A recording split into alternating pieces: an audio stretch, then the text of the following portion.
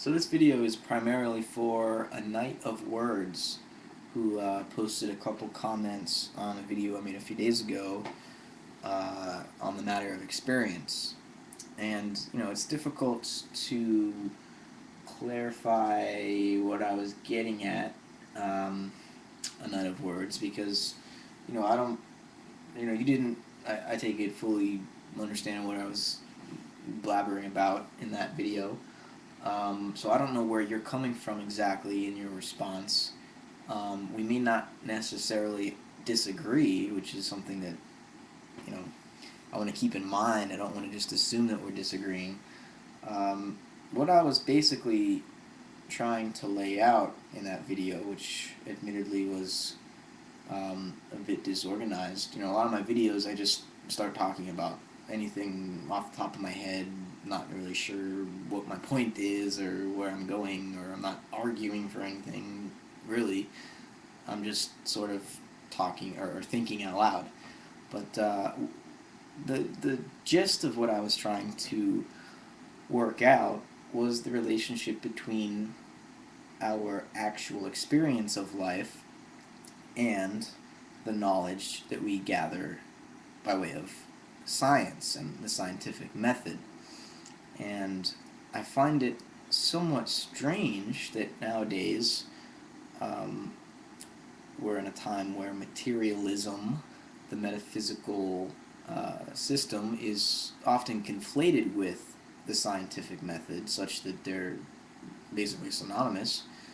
And we end up with, for example, neuroscientists who study the physiology of the brain in hopes that they can explain away consciousness and experience through reduction to certain physical, chemical laws. And this is odd to me because in so doing, doesn't the neuroscientist negate their own ability to explain or to offer this reductive explanation? Because obviously there is this experiential awareness that the scientist has, that they use to investigate the structure and function of the brain, and to then conclude, based on your investigation of the structure and function of the brain, that there is no such thing as experience, that really it is just neurochemicals or electrical impulses in this intricate array of neurons, is somewhat bizarre, isn't it? Because really, isn't the purpose of science to elucidate our everyday experience?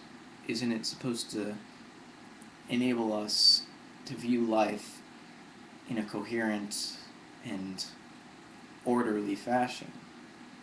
It's not supposed to tell us that our whole experience is an illusion, is it? And some people will argue that, well, yeah, that the truth is, the scientific truth is that consciousness doesn't exist, or if it does, it plays no role in the behavior of the body and the decisions that we make, because those decisions and those behaviors are determined by physical law. Because once science tells us that, it seems, as I said, to negate the scientist's own ability to know that this is true. When you go back to the Greeks, at least Plato, associated the truth as intimately related to the good and the beautiful. And this isn't necessarily the way that materialist scientists view this anymore. The truth can exist independent of the good and the beautiful, which, if experience and consciousness are reduced to the physical structure of the brain, then the good and the beautiful, or the moral sphere of life and the aesthetic sphere of life, are both reducible to, or derivatives of the physical structure of the brain.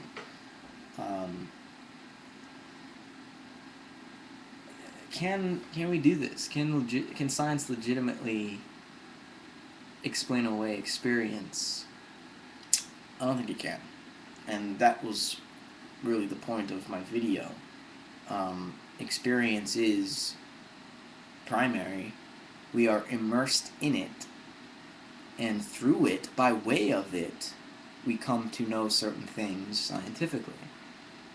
But to think that our scientific knowledge could somehow become foundational before experience, I think is an illusion. We're kidding ourselves if we think that's the case. Science is a perpetual work in progress.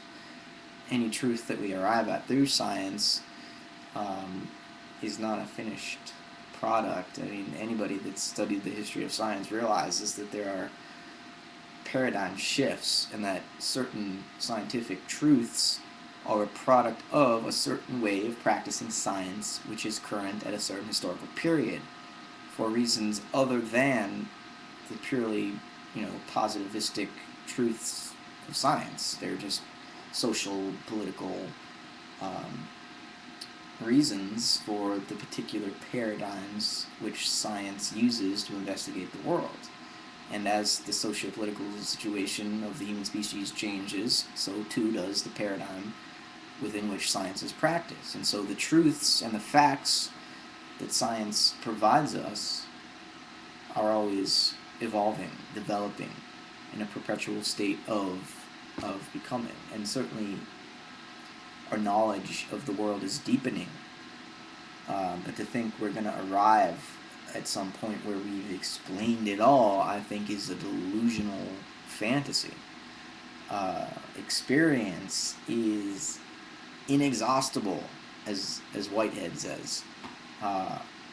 It knows no end, and as you investigate it and study it, you're interacting with it, you're changing what it is, because you are a part of it, a part of nature. Nature isn't just this objective world existing out there independent of you as an observer.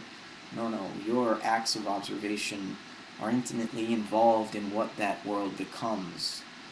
And that's not something science even considered until quantum physics, and still a lot of quantum physicists are unwilling to admit the philosophical implications of their scientific work. Philosophers are aware of it, but the scientists are still just doing the calculations and not, allowing themselves to think about the tremendous shift which has occurred on a philosophical, metaphysical level in regards to the scientific method. Scientists like to say that they don't have to involve themselves in philosophy because it interferes with their work, but science is a form of philosophy. There are certain philosophical assumptions, metaphysical assumptions built into the scientific method.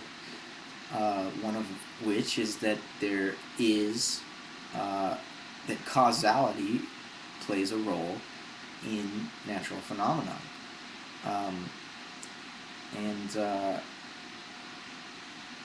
This appears to be true, but when we take the position, Hume famously argued that causality was not found or could not be proven based on our sensory experience of the actual world. We experience a collection of discrete sensory impressions, but there's no inherent connection between any of them.